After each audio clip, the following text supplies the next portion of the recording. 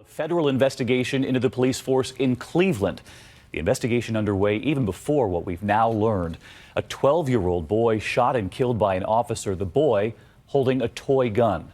It happened less than 2 seconds after the officer arrived, and this surveillance video shows the boy near the gazebo there, the officer pulling up, and of course we know what happens next. Tonight we learned when that officer was hired, there were never questions about his behavior while on a police force before. ABC senior justice correspondent Pierre Thomas tonight.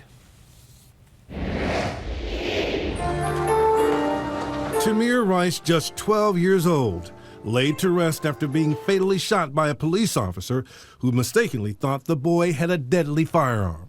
But tonight there are disturbing questions about whether that officer should have ever been hired by the Cleveland police. Officer Tim Loman had recently resigned from a nearby department that was already contemplating firing him.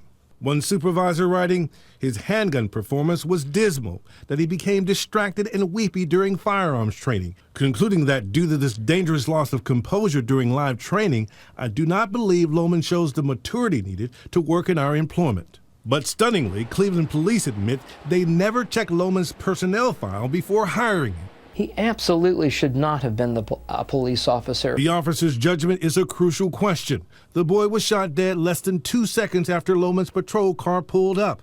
The boy's gun, just a toy.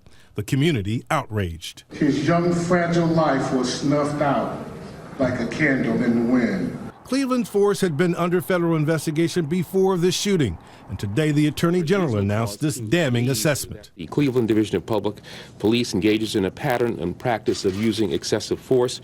David, tonight no comment from Officer Loman as the city grieves for a little boy and comes to terms with the conduct of its police.